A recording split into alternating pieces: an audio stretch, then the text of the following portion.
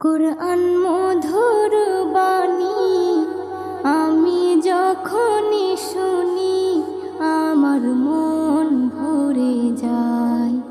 কুরআন মধুর বাণী আমি যখনই শুনি আমার মন ভরে যায়। শোনো মুমিন মুসলমান, পড়ে দেখো না কুরআন, কত শান্তি পাওয়া যায়। কুরআন